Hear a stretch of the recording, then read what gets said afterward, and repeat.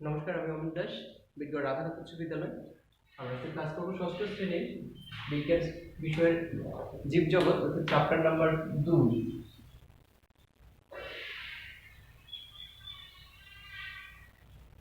দ্বিতীয় অধ্যায় পরবর্তী ক্লাস। আজকে যেটা হচ্ছে যে প্রথম আমরা যে ক্লাসগুলো করছিলাম তারপরের জীবজগতের শ্রেণীবিন্যাস পর্যন্ত ছিলাম। আজকে আমরা যেটা করতে চাচ্ছি সেটা হচ্ছে পরবর্তীতে অপুষ্পক উদ্ভিদ এবং সপুষ্পক উদ্ভিদ। পরের যে টপিক আসে সেটা হচ্ছে অপুষ্পক উদ্ভিদ, তারপরে আসে সপুষ্পক উদ্ভিদ,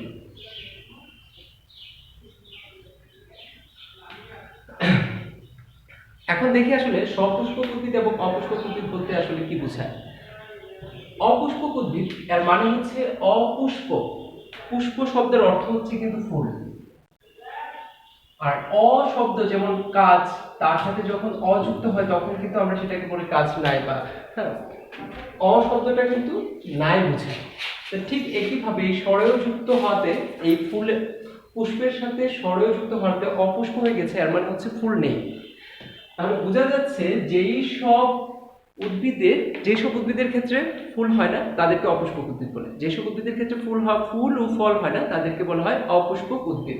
কারণ পুষ্প মানে ফুল, এই শব্দটার মধ্যে আছে আসলে অপুষ্পক উদ্ভিদ কাদেরকে বলা হয়, যাদের যেসব উদ্ভিদের মধ্যে ফুল হয় না, যেসব উদ্ভিদের ক্ষেত্রে ফুল ও ফল হয় না তাদেরকে অপুষ্পক উদ্ভিদ বলে। ওকে, এবার অপুষ্পক উদ্ভিদ জানার পরে অপুষ্পক উদ্ভিদের মধ্যে অপুষ্পক উদ্ভিদ বংশবৃদ্ধি করে কিভাবে, তাহলে তাদের সংখ্যাটা কিভাবে বৃদ্ধি পায়। যেমন সপুষ্পক উদ্ভিদের ক্ষেত্রে কিন্তু বোঝা যাচ্ছে যে স্যার সপুষ্পক উদ্ভিদ মানে হচ্ছে যে পুষ্প মানে যদি ফুল হয় এবং স মানে হচ্ছে থাকা, হ্যাঁ, এটা কিন্তু অনা দন্ত স মানে হচ্ছে থাকা। তাহলে যেসব উদ্ভিদের ক্ষেত্রে ফুল হয়, যেসব উদ্ভিদের ফুল হয় আর ফুল হলে সেখানে ফলও হতে পারে, সেখানে বীজ থাকে এবং সেখান থেকে কিন্তু পরবর্তীতে আরেকটা নতুন উদ্ভিদের জন্ম হয়। যখন বীজটা মাটিতে পড়ে সেখান থেকে নতুন উদ্ভিদ হয়, এভাবে কিন্তু উদ্ভিদের বংশ বৃদ্ধি হয়। সপুষ্পক উদ্ভিদের ক্ষেত্রে বুঝলাম যে সেখানে বীজ হচ্ছে, কিন্তু অপুষ্পক উদ্ভিদের ক্ষেত্রে আসলে যদি ফুলই না হয় তাহলে কিভাবে তারা তাদের বংশ বৃদ্ধি করে, কিভাবে এই উদ্ভিদের সংখ্যাগুলোকে বৃদ্ধি করা যায়, তাদের বংশটা কিভাবে টিকিয়ে রাখা যায়, তার জন্য যেটা আছে সেটা হচ্ছে অপুষ্পক উদ্ভিদের ক্ষেত্রে তারা বংশবৃদ্ধি করে হচ্ছে রেণু বা স্পোর সৃষ্টির মাধ্যমে। রেণু বা স্পোর, ফুল না হলেও বীজ না থাকলেও তাদের বংশবৃদ্ধির সিস্টেমটা হচ্ছে তারা করছে রেণু বা স্পোর সৃষ্টির মাধ্যমে তারা বংশবৃদ্ধি করে থাকে। যেমন অপুষ্পক উদ্ভিদ, আমরা যে উদ্ভিদগুলো দেখতে পাই যেটা হচ্ছে পাতাবাহার গাছ, সেগুলোর যে আমরা যদি গাছটাকে আবার গাছটা বংশবৃদ্ধি করাইতে চাই বা এরকম গাছ যদি আরো জন্মাইতে চাই, তাহলে আমাদের কি করতে হয়, যে দেখা যায় গাছের একটা অংশ কেটে নিয়ে অঙ্কুজ প্রজনন করতে হয়, অর্থাৎ কেটে নিয়ে আবার যদি মাটির মধ্যে লাগানো হয় সেখান থেকে কিন্তু গাছটা হওয়ার সম্ভাবনা বেশি। তো এটা হচ্ছে একটা সিস্টেম। হ্যাঁ, তো এই যে পাতাবাহার গাছগুলোতে কিন্তু ফুল হয় না, তো ফুল না হওয়াতে কিন্তু আমি কি করছি, যে উদ্ভিদের একটা অংশ কেটে নিয়ে সেটাকে মাটিতে পুঁতে তারপর এটার বংশবৃদ্ধি বা এটার সংখ্যাটাকে বাড়ানো হয়েছে। তো এটা হচ্ছে একটা প্রসেস। ঠিক একইভাবে কিছু কিছু উদ্ভিদের গায়ের মধ্যে এরকম স্পোর থাকে, অর্থাৎ যেটা মাটিতে পড়লে, মাটির সংস্পর্শে আসলে সেখান থেকে আরেকটা নতুন উদ্ভিদের জন্ম নেয়। তো এখানে বিকল্প হচ্ছে বংশবৃদ্ধি করা, সেটা হচ্ছে রেণু। রেণু আসলে রেণু জিনিসটা কিভাবে চেনা যায়, যে আমরা যে জবা ফুলগুলো দেখি, এই জবা ফুলের এই পাশের এই যে অংশটা থাকে সেই জায়গায় যদি আমি একটু টাচ করি তাহলে কিন্তু এখানে এক ধরনের আমার এই জায়গাটাতে একটু রঙিন হয়ে থাকবে। এই যে বিষয়টা সেটা হচ্ছে একটা স্পোর বা রেণু। হ্যাঁ, এটা কিছু কিছু উদ্ভিদের ক্ষেত্রে পূর্ণ হলো এই স্পোর বা রেণু সৃষ্টির মাধ্যমে তারা বংশবৃদ্ধি করে থাকে। সেকেন্ড হচ্ছে অপুষ্পক উদ্ভিদের প্রকারভেদ, যে অপুষ্পক উদ্ভিদগুলো আসলে কয় ধরনের হতে পারে। অপুষ্পক উদ্ভিদ তিন ধরনের হয়: শৈবাল, মর এবং পার্ল। অপুষ্পক উদ্ভিদ বংশবৃদ্ধি করে রেণু বা স্পর সৃষ্টির মাধ্যমে, আর অপুষ্পক উদ্ভিদের শ্রেণী বিন্যাস হচ্ছে অপুষ্পক উদ্ভিদকে তিনটা ভাগে ভাগ করা যায়। একটা হচ্ছে শৈবাল, তারপর মস এবং পার্ল। শৈবালটা কি এবং মস কি এবং পার্ল কি, এখন দেখি আমরা। শৈবাল হচ্ছে একটা অপুষ্পক উদ্ভিদ যাদেরকে আসলে আমরা একটু খেয়াল করে দেখবো যে একটা উদ্ভিদ, আমরা যদি একটা উদ্ভিদ আঁকি,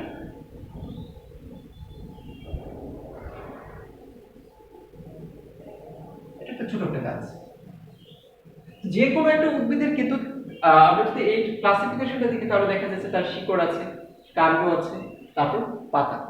আর যেহেতু অপুষ্পক তাই আমি ফুল দিলাম না। এখন কি দেখা যাচ্ছে যে একটা উদ্ভিদের যদি ফুলও নাও থাকে তারপরেও তার কিন্তু তিনটা জিনিস থাকার কথা, সেটা হচ্ছে মূল, কাণ্ড এবং পাতা। ফুল না থাকার কারণে এই তিনটা অংশে ভাগ করা যাবে অপুষ্পক উদ্ভিদকে। আর এটার মধ্যে ভিন্নতার কারণে আসলে অপুষ্পক উদ্ভিদগুলোকে তিন ভাগে ভাগ করা হয়।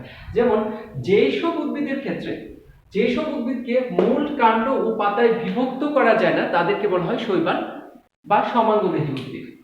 এটা হচ্ছে শৈবাল বা সমাঙ্গদেহী। তাদেরকে কি করা যায়? মূল, কাণ্ড ও পাতায় বিভক্ত করা যায় না। এর মানে হচ্ছে আমি যে উদ্ভিদটা আঁকলাম সেটা অবশ্যই শৈবাল না, কারণ সেটার মূল আছে, কাণ্ড আছে, পাতা আছে। মূল, কাণ্ড এবং পাতায় যদি বিভক্ত করা না যাইতো তাহলে এটাকে আমরা বলতাম এটা হচ্ছে একটা শৈবাল। তো শৈবালের আসলে আমাদের মেইন বইয়ের মধ্যে শৈবালের একটা চিত্র আছে, আমরা সেই টপিকটাতে গেলে এই চিত্রটাতে দেখতে পাবো। সেটা জাস্ট একটা এরকম ভাবে একটা চিত্র আঁকা।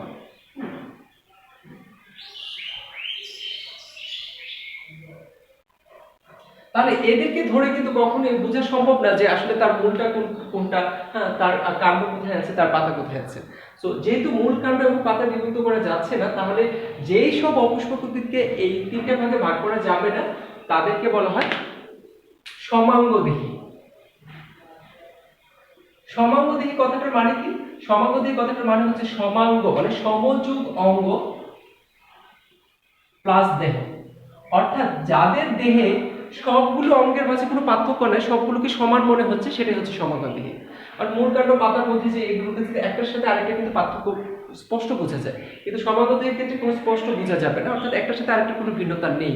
এর মানে হচ্ছে তার অঙ্গটা পুরোটাই হচ্ছে সমান, কোনো ভিন্নতা প্রদর্শন করে না, সেই সব ধরনের উদ্ভিদকে বলা হচ্ছে শৈবাল। এবার দেখি শৈবাল সমাঙ্গদেহী বা শৈবাল। সমাঙ্গদেহী উদ্ভিদ और ব্র্যাকেটে আমরা লিখে দিলাম শৈবাল। এবার আসি মশ। মশটা কি?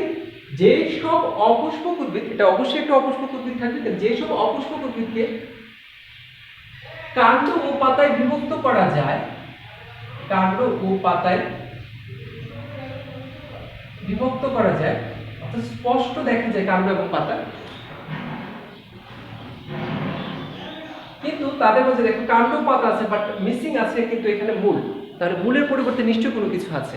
আসলে কি এখানে মূল, তাদের মূল, কাণ্ড এবং পাতা, মূলটা মিসিং থাকে, কাণ্ড এবং পাতা সেটাকে স্পষ্টভাবে বিভক্ত করা যাচ্ছে, কিন্তু মূলের পরিবর্তে মশ জাতীয় যে উদ্ভিদগুলো আছে তাদের মূলের পরিবর্তে এখানে তার সাথে মশের সাথে শৈবালের পার্থক্য যে তাদের তো মূল, কাণ্ড, পাতা কিছুই নেই, তাদের কাণ্ড, পাতা আছে বাট তাদের এই মূলের পরিবর্তে থাকে, মূল থাকে না, মূলের পরিবর্তে আসলে একটা নতুন একটা শব্দ শিখবো, সেটা হচ্ছে রাইজয়েড। মূলের পরিবর্তে তাদের বংশবিস্তার করার জন্য যেটা থাকে সেটা হচ্ছে রাইজয়েড, এবং রাইজয়েডের মাধ্যমে তার পরবর্তীতে এই উদ্ভিদের সংখ্যাটাকে বৃদ্ধি করা যায়। এই মশ কোথায় জন্মে? মশ আসলে সবুজই, সবুজ ও সবুজই, সবুজ হলেই সবুজই হয়। কেমন?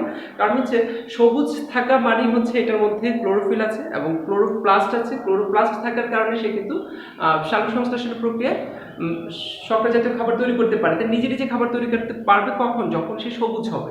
সবুজ উদ্ভিদগুলো একমাত্র সালোক সংশ্লেষণ প্রক্রিয়ায় খাদ্য উৎপাদন করে। ঠিক এই বিষয়টাকে কাজে লাগিয়ে মশ সবুজ হয় কালারটা, এবং তারা নিজেদের খাদ্য নিজেরা তৈরি করতে পারে। আর সেই জন্যই কিন্তু সবুজ এবং সবুজই। তাদেরকে কোথায় দেখা যায়? তাদেরকে আসলে দেখা যায় স্যাঁতসেঁতে ইট, মাটি, দেয়াল, এরকম স্যাঁতসেঁতে জায়গাগুলোতে। স্যাঁতসেঁতে শব্দের মানে হচ্ছে ভেজা ভেজা জায়গা, যেটা আর্দ্রযুক্ত জায়গা, সেখানে যেখানে সূর্যের আলো পৌঁছাবে না, সেই সব জায়গাগুলোতে আসলে মশ দেখতে পাওয়া যায়। তারা আসলে কি হয় যে আমরা যেটাকে, তারা পানিতে ভাসমান অবস্থায় থাকতে পারে, এবং প্রাচীরের গায়ে অনেক পুরনো প্রাচীর, স্যাঁতসেঁতে কোনো প্রাচীর যেখানে সূর্যের আলো পড়ছে না কিন্তু দেয়ালটা পুরনো, সেখানে কিন্তু আমরা এক ধরনের শ্যাওলা জাতীয় একটা কিছু দেখি। এই আসলে মেনলি শ্যাওলাটাই হচ্ছে বইয়ের ভাষায় মশ। এই শ্যাওলাটা কিন্তু আস্তে আস্তে আমরা এটাকে যদি সময় দিই, এটা কিন্তু বাড়তে থাকে। কিন্তু আমি যখন পুরোটাকে একটু খেয়াল মানে একটু মনোযোগ দিয়ে দেখা যায়, তাহলে কিন্তু এটা দেখা যায় ওটা কার্পেটের মতো বিছিয়ে আছে। আমরা যে কার্পেটগুলো ফ্লোরের মধ্যে বিছানো হয়, ঠিক একইভাবে মশ কার্পেটের মতো একদম নরম একটা আস্তরণের মতো ঠাসাঠাসি ভাবে জন্মে থাকে, যেটা আমাদের বই উল্লেখ করা আছে যে তাদেরকে কার্পেটের মতো দেখা যায় পুরো দেয়ালে যদি খেয়াল করা হয় ছায়াযুক্ত স্থানে। তো মস এবং শৈবালের মধ্যে পার্থক্যটা কি দাঁড়াচ্ছে, সেটা হচ্ছে শৈবালকে মূল কাণ্ড পাতায় বিভক্ত করা যায় না, আর মসকে কাণ্ড পাতায় বিভক্ত করা যায়, অর্থাৎ তাদের কাণ্ড পাতা আছে বাট তাদের মূল নেই, মূলের পরিবর্তে রাইজোইট আছে। তাদেরকে কোথায় দেখা যাচ্ছে, তাদেরকে দেখা যায় স্যাঁতসেঁতে কোনো জায়গাতে, মাটি, দেয়াল, এইসব জায়গাগুলোতে তারা কার্পেটের মতো নরম আস্তরণের মতো নরম আস্তরণের একটা অভাব থাকে এবং তারা ঠাসাঠাসিভাবে জন্ম নেয়। এবার দেখি শৈবালের একটা উদাহরণ আমরা মিসিং করে গেছিলাম। শৈবালের একটা উদাহরণ হচ্ছে স্পাইরোগাইনা, আমাদের বইয়ে যা উল্লেখ করা আছে স্পাইরোগাইনা।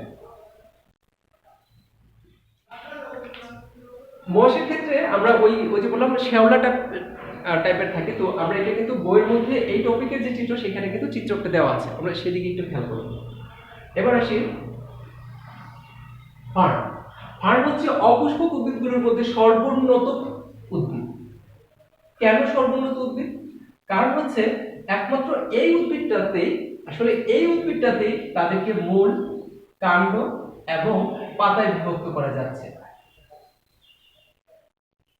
একটু খেয়াল করে দেখো যে যেসব উদ্ভিদগুলোতে আমরা যদি শৈবালে খেয়াল করি, মশে খেয়াল করি, কোনো না কোনো আনকমপ্লিট জিনিস কিন্তু আছে, যে অর্থাৎ কমপ্লিট হয়নি, সম্পূর্ণতা পায়নি। যেমন সেখানে মূল কাণ্ড পাতায় বিভক্ত করা যাচ্ছে না, অসম্পূর্ণ বিষয়। তো সেখানে কাণ্ড পাতা আছে বাট মূল নেই, পুরোপুরি মূল নেই, মূলের পরিবর্তে রাইজোইট আছে, সেখানেও একটা অসম্পূর্ণতা আছে। বাট একমাত্র ফার্ন যে ক্লাসিফিকেশনটা আছে সেই জায়গাটার মধ্যে সে সবকিছু নিয়েই সে উন্নত, মানে ব্যাপারটা হচ্ছে সবকিছু মূল কাণ্ড পাতায় বিভক্ত করা যাচ্ছে, এর মানে হচ্ছে সে কিন্তু সম্পূর্ণ। আর সম্পূর্ণ বলেই অপুষ্পক উদ্ভিদগুলোর মধ্যে সবচেয়ে সর্বোন্নত উদ্ভিদ বলা হচ্ছে ফার্নকে। এবং এদেরকে মূল কাণ্ড পাতায় বিভক্ত করা যায়। ওদেরকে কোথায় দেখা যায়? আসলে তাদেরকে বাড়ির ছায়াযুক্ত স্থানে আশেপাশে যদি তাকায় তাহলে আসলে এদেরকে দেখা যায়।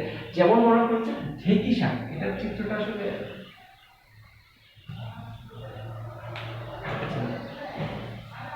আমরা বইটাতে একটু খেয়াল করলে দেখো যে লেখা আছে, চিত্রের পাশে একটা চিত্র আছে যেটাতে ঢেঁকি শাক নামের একটা উদ্ভিদ দেখা আছে। আসলে আমরা আশেপাশে যদি হাঁটি বা রাস্তার পাশে, বাসার পাশে ছায়াযুক্ত স্থানে এই উদ্ভিদটা আসলে দেখতে পাই, বাট নামটা যদিও ঢেঁকি শাক, উদাহরণ ঢেঁকি শাক, কিন্তু এটা কখনোই আসলে ওইভাবে শাক হিসেবে খাইতে বা যে খাওয়া যায় বা যে খায় সেটা কিন্তু পুরোপুরি ক্লিয়ার না। হয়তোবা অনেক, কিন্তু আমরা পুরোপুরি আমাদের এই গ্রামে বা আমরা আশেপাশে এই গ্রামগুলোতে, আমাদের এইসব অঞ্চলগুলোতে আসলে এটাকে যে শাক হিসেবে একটা সেটা জানি না, বাট এটার নাম ঢেঁকি শাক। আশেপাশে এই গাছটাকে বড় হতে দেখা যায়, আমাদের স্কুলের আশেপাশেও কিন্তু এটা আছে। তো এই যে ঢেঁকি শাকের চিত্রটা দেখলে একটু খেয়াল করতে পারবো যে আসলে এই টাইপের উদ্ভিদটা আমি কোথায় যেন খেয়াল করেছি। তো এরা হচ্ছে অপুষ্পক, তাদের কিন্তু ফুল হয় না, কিন্তু তাদের মূল স্পষ্ট, কাণ্ড স্পষ্ট এবং পাতাও স্পষ্ট, তো তিনটাকে আমি আলাদাভাবে সেপারেট করতে পারবো। আর এই জন্যই হচ্ছে এরা হচ্ছে কি ফার্ন জাতীয় উদ্ভিদ। আর এই জন্যই ওদেরকে বলা হচ্ছে সর্বোন্নত উদ্ভিদ, কারণ হচ্ছে তাদেরকে তিনটা ভাগে ভাগ করা যাচ্ছে। যেমন উদাহরণে আমাদের বই কি দেওয়া আছে দেখেছেন। এবার আসি আমরা একটু রিভাইসের দিকে যাই, যে আমরা এখন পর্যন্ত পড়লাম অপুষ্পক উদ্ভিদ। অপুষ্পক উদ্ভিদ মানে হচ্ছে যেসব উদ্ভিদের ক্ষেত্রে ফুল হয় না তারাই হচ্ছে অপুষ্পক উদ্ভিদ, ফুল ও ফল হয় না। তাহলে তারা কিভাবে বংশবৃদ্ধি করে, সেটা একটা প্রশ্ন থেকে যায়। তো সেই প্রশ্নের উত্তর থেকে আসে যে তারা রেণু বা স্পোর সৃষ্টির মাধ্যমে আসলে বংশবৃদ্ধি করে। পরের যে বিষয় আসছে যে অপুষ্পক উদ্ভিদের ক্লাসিফিকেশন আছে কিনা, হ্যাঁ, তিনটা বিষয়ের উপর নির্ভর করে অপুষ্পক উদ্ভিদকে ক্লাসিফিকেশন করা হচ্ছে। সেটা হচ্ছে মূল, কাণ্ড এবং পাতা বিভক্ত করা যায় কিনা, সেই বিবেচনা থেকে আসলে অপুষ্পক উদ্ভিদকে ক্লাসিফিকেশন করা হচ্ছে বা শ্রেণী বিভাগ করা হয়েছে। এবং অপুষ্পক উদ্ভিদকে তিন ভাগে ভাগ করলে আমরা যেটা পাই শৈবাল, মশ এবং ফার্ন। তো তার মধ্যে ফার্নটা হচ্ছে কমপ্লিট, অর্থাৎ তাকে মূল, কাণ্ড এবং পাতা বিভক্ত করা যায়, সবচেয়ে সর্বোন্নত উদ্ভিদ। যেমন উদাহরণ হচ্ছে ঢেঁকি শাক। এবার একটা আনকমপ্লিটের দিকে যায়, যেমন হচ্ছে মশ। মশটা থেকে কাণ্ড এবং পাতা পাওয়া যাচ্ছে কিন্তু মূল পাওয়া যাচ্ছে না পুরোপুরি, তো সেই ক্ষেত্রে মূলের পরিবর্তে রাইজোইট দেখা যাচ্ছে। আর সেই ক্ষেত্রে এই মূলের পরিবর্তে রাইজোইট আছে, তাদেরকে স্যাঁতসেঁতে জায়গায় জন্ম নিতে দেখা যায়, কার্পেটের মতো বিছিয়ে থাকে, যেটাকে আমরা সুজা বাংলায় আমরা শ্যাওলা বলছি। সেটা হচ্ছে মশ। আর শৈবাল হচ্ছে যাদেরকে আসলে মূল, কাণ্ড, পাতায় কোনোভাবে বিভক্ত করা যাচ্ছে না, পুরোপুরি অসম্পূর্ণ, তাদেরকে আসলে বলা হচ্ছে শৈবাল এবং বা সমাঙ্গদেহী। কারণ যেহেতু ক্লাসিফিকেশন করছি না, ভিন্নতা নেই, সেই জন্য তারা সম অঙ্গের অধিকারী, তাই সমাঙ্গদেহী। এবার আসি আমরা উদাহরণ হিসেবে দেওয়া হয়েছিল স্পাইরোগাইনা। এই ছিল অপুষ্পক উদ্ভিদ। এবার যাবো আমরা সপুষ্পক উদ্ভিদের ক্ষেত্রে।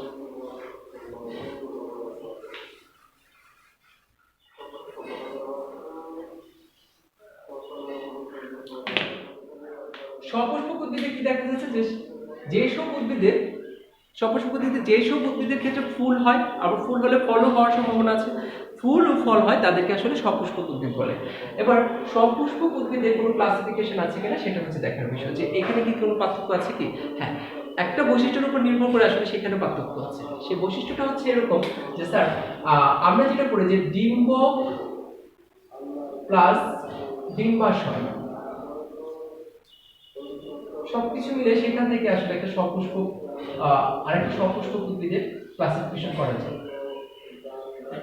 এই সূত্রটাকে আসলে আমাদেরকে শেখা উচিত, মানে এইটার উপর ডিপেন্ড করে এই যে একটা সূত্র ধরে কাজ করছে সেটার উপর ডিপেন্ড করে আসলে সপুষ্পক উদ্ভিদকে ভাগ করা হয়েছে। ব্যাপারটা কি যে ডিম্বক এবং ডিম্বাশয়, অর্থাৎ সপুষ্পক উদ্ভিদের যে বীজগুলোকে বলা হচ্ছে ডিম্বক, কারণ ডিম্বকই পরবর্তীতে নিষেকের পর অর্থাৎ একটা নির্দিষ্ট সময় পরস্পর সংস্পর্শে এসে সেখান থেকে আসলে বীজ হয়। আর যে ডিম্বাশয় থাকে সেটাই আসলে একটা পর্যায়ে নিষেকের পর একটা নির্দিষ্ট সময় পর সেটা আসলে ফলে পরিণত হয়। তাহলে একটা ফলের মধ্যে বীজগুলো সজ্জিত অবস্থায় থাকে। তো এখানে দেখা যাচ্ছে যে ডিম্বকগুলো যদি ডিম্বাশয়ের মধ্যে থাকতে পারে, নাও থাকতে পারে, উন্মুক্ত থাকতে পারে। অর্থাৎ কমপ্লিট যে পুরোপুরি বিষয়টা সেটা হচ্ছে যে স্যার ডিম্বক থাকবে এবং ডিম্বকের সাথে ডিম্বাশয় থাকবে, অর্থাৎ ডিম্বককে আশ্রয় করে আরেকটা যে থলির মতো থাকবে সেটা হচ্ছে ডিম্বাশয়, যে ডিম্বককে আশ্রয় দিয়ে সেই হচ্ছে ডিম্বাশয়। তো ডিম্ব এবং ডিম্বাশয় যদি একসাথে থাকে তাহলে এটার নাম হচ্ছে সপুষ্পক উদ্ভিদের ক্ষেত্রে সেটার নাম হচ্ছে আবৃতবীজী। এটা হচ্ছে সম্পূর্ণতা। আর যদি স্যার ডিম্বক থাকে কিন্তু সেটাকে আশ্রয় দেওয়ার মতো কোনো ডিম্বাশয় না থাকে, ডিম্বাশয় নেই, তাহলে কিন্তু ডিম্বক আছে যেখান থেকে আসলে আমি বীজ পাই। এই যে একটা অসম্পূর্ণতা আছে, তো সেটাকে বলা হচ্ছে নগ্নবীজী। ওর কমপ্লিট বিষয়টা হচ্ছে এরকম যে সপুষ্পক উদ্ভিদ হচ্ছে দুই ধরনের, একটা হচ্ছে সপুষ্পক উদ্ভিদ দুই ধরনের হয়, নগ্নবীজী এবং আবৃতবীজী। কিসের উপর নির্ভর করে? সেটা হচ্ছে ডিম্বক এবং ডিম্বাশয়ের উপর নির্ভর করে।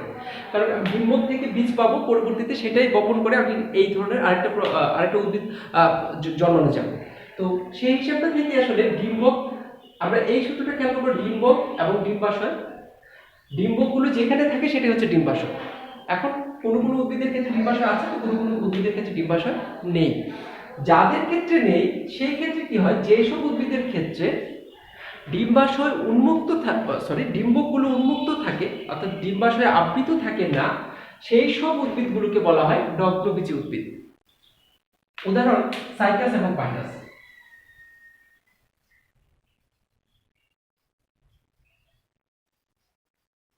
এই ধরনের উদ্ভিদের ক্ষেত্রে সাইকাস এবং পাইনাস, এই দুই ধরনের উদ্ভিদের ক্ষেত্রে যে আমরা যে বীজটা পাই সেটা ডিম্বক থেকে পাই, ডিম থেকেই আসে। তো কিন্তু সেটাকে আশ্রয় করার মতো কোনো ডিম্বাশয় থাকে না। আর যেহেতু তাকে আশ্রয় বা আবৃত করার মতো কিছু থাকে না, সেই জন্য ব্যাপারটাতে নগ্ন শব্দের অর্থ হচ্ছে খোলা, হ্যাঁ, যার কোনো আবরণ নেই। তো নগ্নবীজী উদ্ভিদ আমরা সপুষ্পক উদ্ভিদের ক্ষেত্রে প্রথম পার্থক্য করবো, ফার্স্ট হচ্ছে নগ্নবীজী উদ্ভিদ, সেকেন্ড হচ্ছে আবৃতবীজী উদ্ভিদ। নগ্নবীজী উদ্ভিদ হচ্ছে যাদের যেসব উদ্ভিদের ডিম্বকগুলো উন্মুক্ত অবস্থায় থাকে, অর্থাৎ সেখানে ডিম্বাশয় না থাকার কারণে ডিম্বকগুলো উন্মুক্ত অবস্থায় থাকে, খোলা অবস্থায় থাকে, সেই সব উদ্ভিদগুলোকে আসলে বলা হয় নগ্নবীজী উদ্ভিদ। উদাহরণ সাইকাস এবং পাইনাস। এবার আসি আবৃতবীজী উদ্ভিদ, হচ্ছে যেই সব উদ্ভিদের ক্ষেত্রে ডিম্বাশয় থাকবে এবং ডিম্বাশয় থাকার কারণে ডিম্বকগুলো ডিম্বাশয়ের মধ্যে আবৃত অবস্থায় থাকবে। তাহলে এবার কিন্তু কভার আছে বা এবার কিন্তু এটাকে আবরণ করার মতো কিছু আছে, আবৃত করার মতো কিছু আছে, সেই আবরণ থেকে আবৃত শব্দটা আসে। যেহেতু ডিম্বাশয় আছে এবং ডিম্বকগুলো ডিম্বাশয়কে আশ্রয় করে থাকে, সেই জন্য এই উদ্ভিদকে বলা হবে আবৃতবীজী উদ্ভিদ। যেমন আবৃতবীজী উদ্ভিদ হচ্ছে আশেপাশে আমরা যে আম, জাম, যে ধরনের ফল খাচ্ছি, আশেপাশে যে আম, জাম, কাঁঠাল, লিচু, আমরা যে ফলগুলোর কথা বলছি এই সবগুলোতে কিন্তু আমের ভিতরে যদি যে আটি পাওয়া যাচ্ছে, তাহলে আটিটা আসছে কোত্থেকে? ডিম্বক থেকে। তাহলে আমরা যে আমটা খাচ্ছি সেই মাংসের জায়গাটা কোত্থেকে আসবে? সেই মাংসের জায়গাটা আসছে ডিম্বাশয় থেকে। এইগুলো হচ্ছে কি জাতীয় উদ্ভিদ? আবৃতবীজী উদ্ভিদ। এই সংখ্যাটা একটু বেশি দেখা যাচ্ছে। যে আবৃতবীজী উদ্ভিদ হচ্ছে কি, যেসব উদ্ভিদের ক্ষেত্রে ডিম্বকগুলো ডিম্বাশয়ে সজ্জিত অবস্থায় থাকে বা ডিম্বাশয় থাকার কারণে ডিম্বকগুলো আবৃত অবস্থায় থাকে, সেই সব উদ্ভিদগুলোকে বলা হয় আবৃতবীজী উদ্ভিদ। এবং একটা নির্দিষ্ট সময় পর নিষেকের পর ডিম্বক বীজে পরিণত হচ্ছে এবং ডিম্বাশয় ফলে পরিণত হচ্ছে। আমরা যেটা খাচ্ছি সেটা হচ্ছে ডিম্বাশয়, সেটাই হচ্ছে ফল, যেটা আমরা ফল হিসেবে গ্রহণ করছি, আর যেটা ভিতরে ডিম্বক থাকে সেটা পরবর্তীতে বীজ হিসেবে পাওয়া যাচ্ছে। আচ্ছা, এই হচ্ছে সপুষ্পক উদ্ভিদ।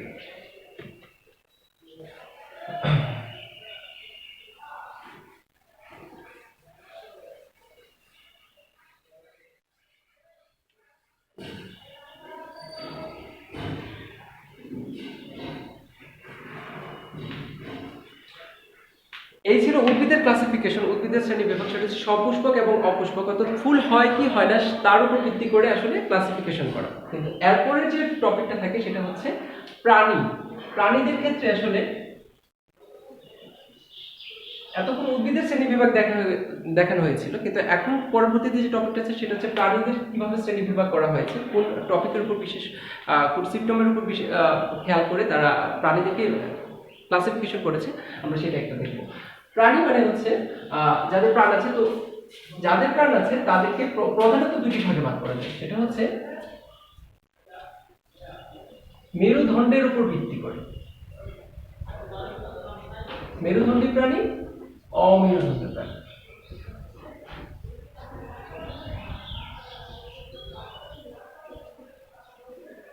মেরুদণ্ডী প্রাণী হচ্ছে যে সকল প্রাণীর মেরুদণ্ড আছে সেগুলো মেরুদণ্ড প্রাণী, যে সকল প্রাণীর মেরুদণ্ড নেই সেগুলো হচ্ছে অমেরুদণ্ড প্রাণী। মানে হচ্ছে না, নেই। মেরুদণ্ড কি সেটা যদি মেরুদণ্ড কি সেটা আমরা অনেকেই চিনি বা চিনি না। ব্যাপারটা হচ্ছে খুব যে আমাদের পিঠের দিকে ওই মাথার এখান থেকে পিছন পর্যন্ত যে লম্বা শির দ্বারা দেখা যাচ্ছে সেটাই হচ্ছে মেরুদণ্ড। ঘাট থেকে একদম পিছন পর্যন্ত যে লম্বা শির দ্বারাটা সেটাই হচ্ছে মেরুদণ্ড। আর তার উপর ভিত্তি করে প্রাণীদেরকে দুইটা ভাগে ভাগ করা যায়, সেটা হচ্ছে মেরুদণ্ড প্রাণী এবং অমেরুদণ্ড প্রাণী। তো যাদের আসলে মেরুদণ্ড আছে তারা হচ্ছে মেরুদণ্ড প্রাণী, যাদের মেরুদণ্ড নেই তারা হচ্ছে অমেরুদণ্ড প্রাণী। তাহলে এবার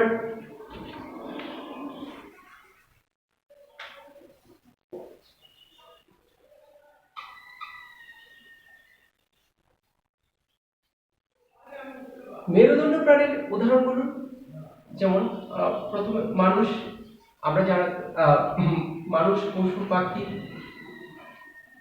মাছ, এগুলো প্রত্যেকের কিন্তু মেরুদণ্ড আছে। আর অমেরুদণ্ড প্রাণীর ক্ষেত্রে দেখা যাচ্ছে কেঁচু, তারপর প্রজাপতি, দেখা এত সুন্দর একটা জিনিস কিন্তু তার কিন্তু মেরুদণ্ড নেই। মশা, মাছি, এদের কারোরই মেরুদণ্ড নেই, এই জন্য তারা হচ্ছে অমেরুদণ্ড প্রাণী। এবার তাদের বৈশিষ্ট্য কি, আসলে মেরুদণ্ড প্রাণীর কি বৈশিষ্ট্য থাকে এবং অমেরুদণ্ড প্রাণীর কি বৈশিষ্ট্য থাকে? মেরুদণ্ড প্রাণীর একটু খেয়াল করে দেখেছি, মেরুদণ্ড যাদের আছে আসলে আমাদের নিজেদের স্ট্রাকচারটা যদি খেয়াল করি, যে আমাদের যে শিরোধার আছে তাদের উপর খেয়াল করে দেখা, বাকি অঙ্গ প্রত্যঙ্গগুলো কিন্তু অন্যান্য হাড়গুলো শক্ত থাকে। তাহলে এখানে কি বোঝা যাচ্ছে যে যদি মেরুদণ্ড থাকে তাহলে অবশ্যই সেই দেহের, যে প্রাণীদের মেরুদণ্ড আছে অবশ্যই সেই প্রাণী দেহে কঙ্কাল আছে, কারণ মেরুদণ্ডটাকে আশ্রয় করে কঙ্কাল গঠিত হয়। তাহলে মেরুদণ্ড প্রাণীদের প্রথম যে বৈশিষ্ট্য সেটা হচ্ছে যে মেরুদণ্ড প্রাণীদের অবশ্যই মেরুদণ্ড আছে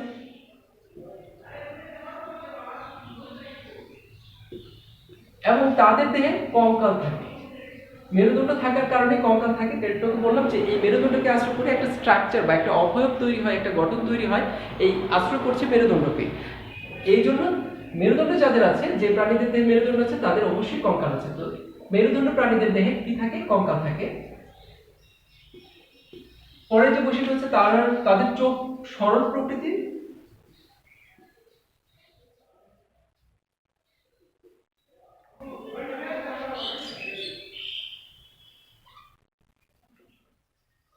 মানুষ ছাড়া অন্যান্য যারা আছে তাদের সব প্রাণীদের, মানুষ ছাড়া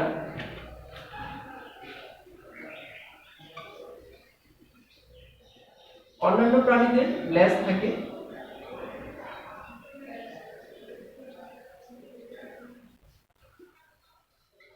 এবং লাস্ট বৈশিষ্ট্য যেটা সেটা হচ্ছে তারা ফুসফুসের সাহায্যে শ্বাসকার্য চালায়।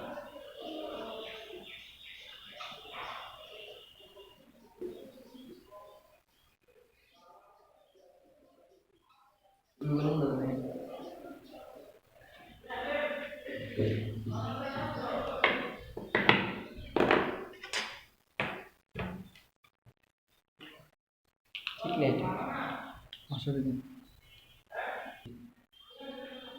মেরুদণ্ড প্রাণী ফুসফুসের সাহায্যে শ্বাসকষ্ট চালায়, আর ফুলকা বা ফুসফুসের সাহায্যে শ্বাসকষ্ট। ফুলকা যে মাছ যে শ্বাস প্রশ্বাস বা শ্বাসকষ্ট চলে তার জন্য ব্যবহার করে ফুলকা, মানে মাছের দুই পাশের দিকে যে লাল যে অংশটা আছে সেটা হচ্ছে ফুলকা।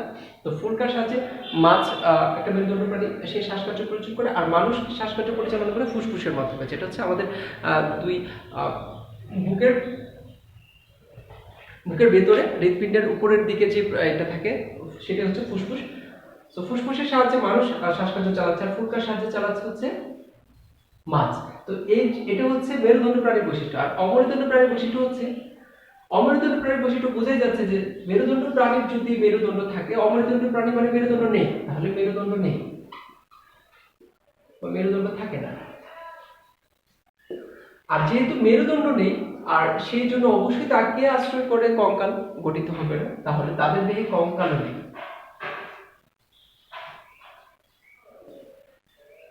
তাদের চোখগুলোর আকৃতি কেমন হতে পারে? চোখ সরল প্রকৃতির হতে পারে, আরেকটা অপশন আছে সরল প্রকৃতির, আর পুঞ্জাক্ষী থাকে। এখন কথা হচ্ছে পুঞ্জাক্ষী কি?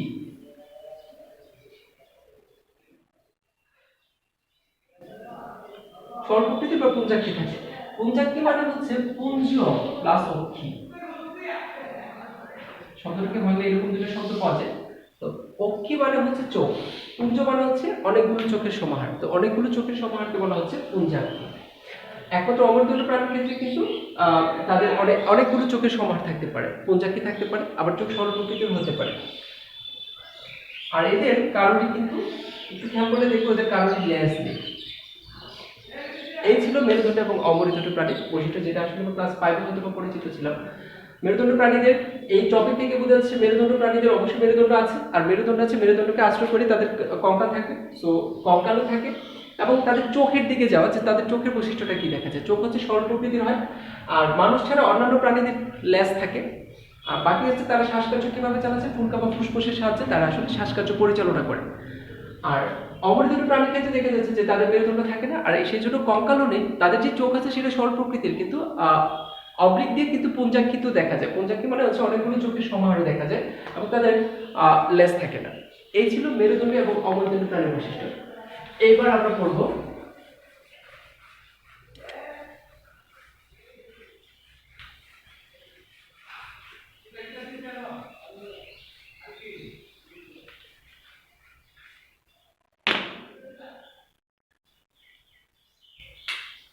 এটা কেন বুঝলাম না, কারণ হচ্ছে কি ফুলকা এবং ফুসফুসের সাহায্যে শ্বাসকার্য চালায়, হয় ফুলকা দিয়ে শ্বাসকার্য চালাতে, যেটা আমি বলছিলাম মাছ, আর নয়তো ফুসফুসের সাহায্যে তার শ্বাসকার্য পরিচালনা করবে, সেটা হতে পারে মানুষ এবং অন্যান্য পশু পাখি। এবার যদি খেয়াল করে দেখি যে এমন কোনো প্রজাতি কি আছে যেটা আসলে এক ফুলকার সাহায্যে শ্বাসকার্য পরিচালনা করতে পারে, অথবা তার ফুসফুসও কাজ করতে পারে, এই দুটাই কি থাকতে পারে, এমন কোনো কিছু কি আছে? আসলে এটার উপর ডিপেন্ড করে এই দুটার মধ্যে থেকে একটা ভিন্নতা খুঁজে পাওয়া গেছে। অর্থাৎ এমন একটা প্রাণী আছে যে প্রাণীটার ক্ষেত্রে ফুলকাটাও ব্যবহার করা হয় একটা পর্যায়ে, এবং অন্য একটা পর্যায়ে কিন্তু সে ফুসফুসও ব্যবহার করছে। কিন্তু ক্লাসিক আমরা সাধারণভাবে জানি যে ফুলকার সাহায্যে শুরু থেকে ফুলকা শেষ পর্যন্ত সে ফুলকার সাহায্যে শ্বাসকার্য পরিচালনা করে, এবং যে শুরু থেকে ফুসফুস দিয়ে শ্বাসকার্য পরিচালনা করছে সে কিন্তু তার জীবনের শেষ পর্যায়ে পর্যন্ত ফুসফুস দিয়েই কাজ করছে। কিন্তু এমন একটা প্রাণী আছে যেটা হচ্ছে ব্যাঙ। সে এমন একটা প্রাণী, সে আসলে একটা পর্যায়ে ফুলকার সাহায্যে শ্বাসকার্য চালায়, এবং আরেকটা পর্যায়ে সে ফুসফুসের সাহায্যে শ্বাসকার্য পরিচালনা করে। তো সেখান থেকে আসলে যে প্রশ্নটা হতে পারে সেটা হচ্ছে ব্যাঙকে কেন উভয়চর প্রাণী বলা হয়? ব্যাঙ কেন উভয়চর প্রাণী? কারণ হচ্ছে দেখো, উভয়চর প্রাণীর বৈশিষ্ট্যটা হচ্ছে এরকম, যেসব প্রাণী তার জীবনের একটা অংশ ডাঙ্গায় এবং পরবর্তী অংশ পানিতে, বা জীবনের একটা অংশ পানিতে এবং পরবর্তী অংশ ডাঙ্গায় বসবাস করে, তাদেরকে আসলে উভচর বলা হয়। উভচর বলে যে উভয় দিকেই চড়ে বেড়াচ্ছে, ব্যাপারটা হচ্ছে এরকম যে বলে উভয় দিকেই আছে, হয় পানিতেও আছে স্থলেও আছে, পানি বা স্থল, পানিতে থাকবে বা ডাঙ্গায় থাকবে, স্থল বা ডাঙ্গা।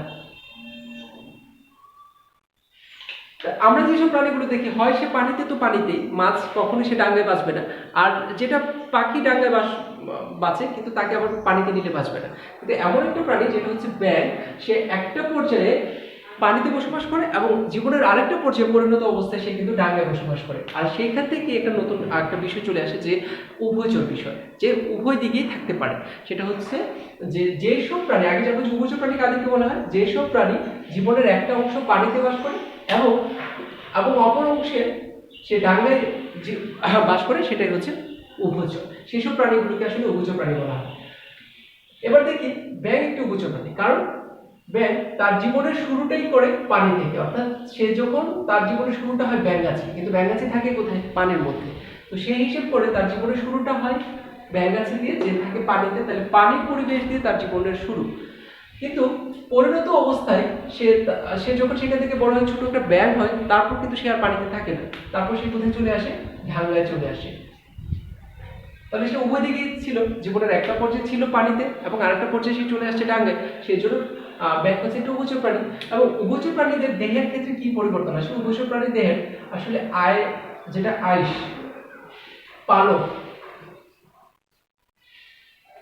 থাকে না। ব্যাঙের দিকে দেখলে খেয়াল করো, কোনো পশম নেই, কোনো আইস নেই, কোনো পালক নেই। তাহলে উভয়চর প্রাণীর একটা বৈশিষ্ট্য হচ্ছে যে তাদের দেহে আইস পালক থাকে না। তারপর হচ্ছে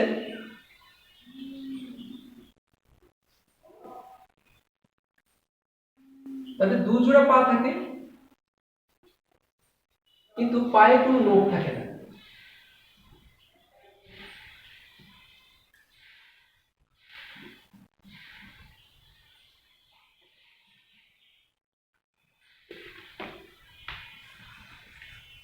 দ্বিতীয় যে বৈশিষ্ট্য, যে তাদেরকে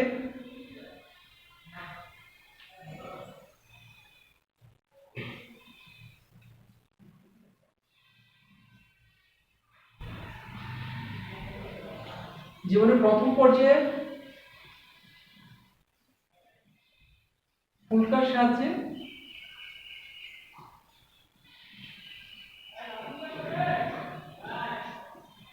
শ্বাসকার্য চালায়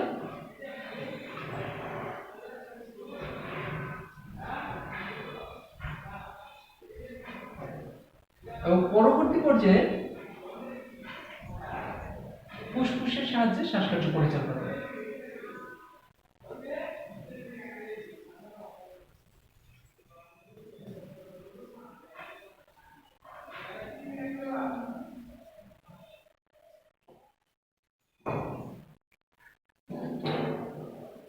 আমরা যে টপিকটা পড়ছিলাম সেটা হচ্ছে ব্যাংকে কেন উভয়চর প্রাণী বলা হয়। আগে জানবো যে উভয়চর প্রাণী কাকে বলে। উভয়চর প্রাণী হচ্ছে যেই সব প্রাণীগুলো জীবনের একটা পর্যায়ে পানিতে বাস করে এবং অন্য একটা পর্যায়ে সে ডাঙ্গায় বাস করে, সেই সব প্রাণীগুলোকে বলা হয় উভয়চর প্রাণী। ব্যাঙ হচ্ছে একটা কমপ্লিট পুরোপুরি সম্পূর্ণ একটা উভয়চর প্রাণী, কারণ তার শুরুর অবস্থা হয় ব্যাঙাচি দিয়ে এবং শেষ পর্যন্ত সে পরিণত ব্যাঙ হয়ে ডাঙ্গায় বসবাস করতে শুরু করে। তাদের দেহে কি থাকে? আইস, পশম বা পালক, এগুলো কোনো কিছুই থাকে না। সেকেন্ড হচ্ছে যে তাদের দুজোড়া পা থাকে কিন্তু পায়ে কোনো নখ থাকে না। এন্ড লাস্ট হচ্ছে যে জীবনের একটা পর্যায়ে ওই যে ব্যাঙাচি অবস্থায় থাকা অবস্থায় পানিতে যখন থাকে তখন কিন্তু তাকে মাছের মতো করে শ্বাসকার্য পরিচালনা করতে হবে। যেহেতু মাছ ফুলকার সাহায্যে শ্বাসকার্য পরিচালনা করে, ঠিক একইভাবে ব্যাঙাচিটাও কিন্তু ফুলকার সাহায্যে বেঁচে থাকার জন্য ওই তাকে ফুলকার সাহায্যে শ্বাসকার্য পরিচালনা করতে হবে। এবং যখন সে ডাঙ্গার প্রয়োজনীয়তা, কারণ ডাঙ্গায় যারা বাস করে তারা ফুসফুসের সাহায্যে শ্বাসকার্য পরিচালনা করে, আর সে যখন ডাঙ্গায় চলে আসে তখন তার দেহ পরিবর্তিত হয়ে সেই জায়গাটাতে একটা ফুসফুসের সৃষ্টি হয় এবং সেখান থেকে পরবর্তী সময়ে সে ফুসফুসের সাহায্যে শ্বাসকার্য পরিচালনা করে। এই জন্য ব্যাঙকে উভয়চর প্রাণী বলা হয়। এই ছিল আমাদের আজকের বিজ্ঞান সাবজেক্টের পড়া। আশা করি চ্যাপ্টারটা শেষ হয়ে গেছে। আর বাকিগুলো যেগুলো ছিল সেগুলো নিজেরা একটু দেখে নেবে। ইম্পর্টেন্ট টপিকগুলো সেগুলো ছিল। ভালো থাকবে সবাই, ধন্যবাদ।